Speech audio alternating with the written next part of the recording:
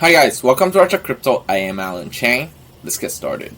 In this episode, we'll cover the current Bitcoin outbreak, Texas miner power down as Heatwave threatens, how Yam Finance protect their protocol, FSB proposal of regulatory approaches to stablecoins, what is the current status of CoinFLEX Voyager Digital 3AC, what's going on with GameStop, Axie Infinity, and Manchester City in the current NFT market, also the latest news in the market movement.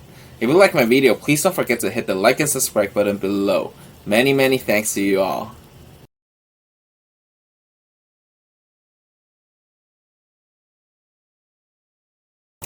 The Electric Reliability Council of Texas is responsible for managing a Texas grid. They made a request yesterday that residents of the state make attempt to conserve as much energy as they can.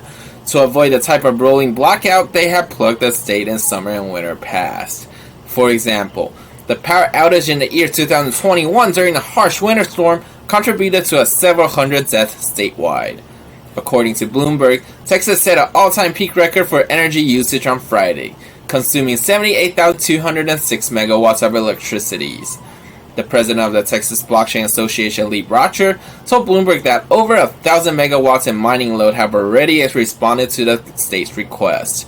Nearly all industrial-level Bitcoin miners in Texas have fulfilled their promise to suspend operation while the state waits out the heat wave that expects to push its electricity grid to the limit. For everything to be able to run in the long term, everyone should be cooperative with the big picture. A starlet of the defiant summer 2020, Yam Finance attracted over $400 million in funds from yield farmers on its first day. The project eventually collapsed after bugs in the unaudited smart contract inflated the number of Yam tokens by 10 times, rendering any governance decision impossible. The latest governance attack has now put the project back into the spotlight. According to a report published by the team, the attacker issued a malicious governance proposal with a spam description with the intent to gain control of its project's treasury.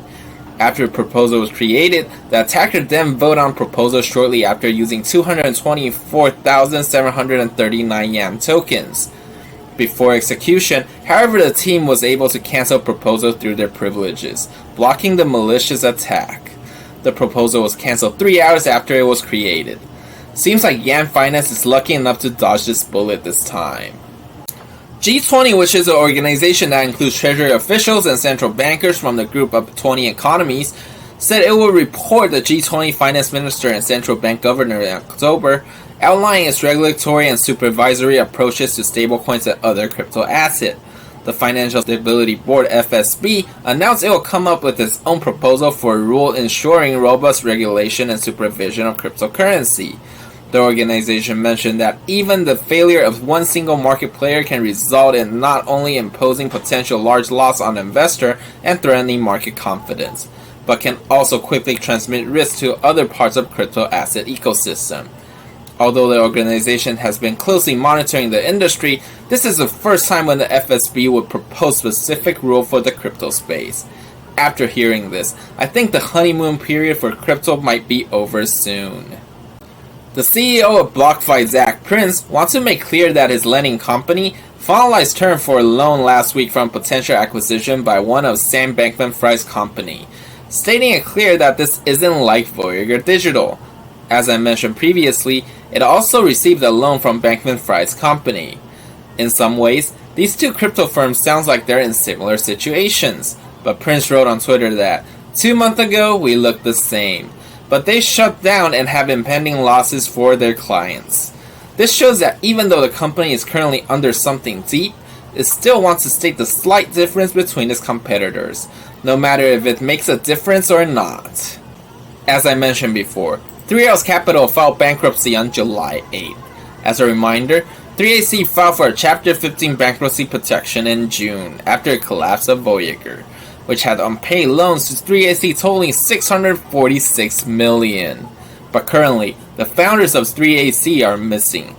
And when court-appointed liquidator recently visited the firm's Singapore office, all they found was locked-doored and piled of old mails. Wow. I didn't know you can just disappear like that. Everything really happens in the crypto world, huh? But in my opinion, these cases of going AWOL will keep happening during this current market crisis a lot of companies are facing. GameStop, the video game retailer, has long awaited Ethereum NFT marketplace is finally live. The first tease plan for NFT platform is more than a year ago in May 2021. Currently, the marketplace plays the host of the era of artwork project that runs on Ethereum mainnet, as well as looping a layer 2 scaling solution. While the focus right now is primarily on the artwork, GameStop aims to be a major player in the NFT gaming space, in which NFT are interactive item used within the video games. Why am I not surprised that GameStop is finally making a progress? As one of the largest gaming retailers leading the route, I believe more evolution will be on the way. Remember about the NFT stolen I mentioned, which include Axie Infinity? Axie Infinity is the single largest NFT project of all time in terms of trading volume, but it has fallen on hard time in recent months between the failing play-to-earn economy and the 622 million hack to its running network bridge. But there is a small sign that the Ethereum NFT games might be mounting a comeback. According to data from CryptoSlam, Axie Infinity NFT sales rose nearly 198% over the previous 7-day period. Whether Axie Infinity's short-term NFT sale growth turned into a leading trend for the NFT sector remains to be seen. But the fact is that there's really a lot of new features coming out during the current market, which is something positive. English soccer team Manchester City is taking another shot at a crypto partnership. The club announced on Monday that cryptocurrency platform OKX will be its official training kit partner for the upcoming season. With the company featuring on both the men's and women's first team training kits, OKX first signed a sponsorship deal with Man City back in March. Not long after, the club cut off relationship with previous partner 3Key Technologies. But the tied-up mysterious 3Key was ended after questions were reportedly raised regarding the company's ownership. The experience doesn't seem to have put Man City off the crypto space. The club's chief operating officer Roel de Vries announced that OKX and Man City are aligned on values such as innovation and success for both parties, everything starting with training and education. The announcement further deepens the relationship between Man City and OKX. I deeply hope the partnership will go well. We really need something positive going on during this time, so the market can gain some faith.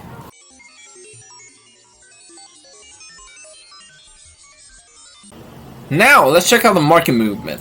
This is the hourly candlestick chart for Bitcoin. As we can see, Nasdaq and S&P 500 both went through a drop.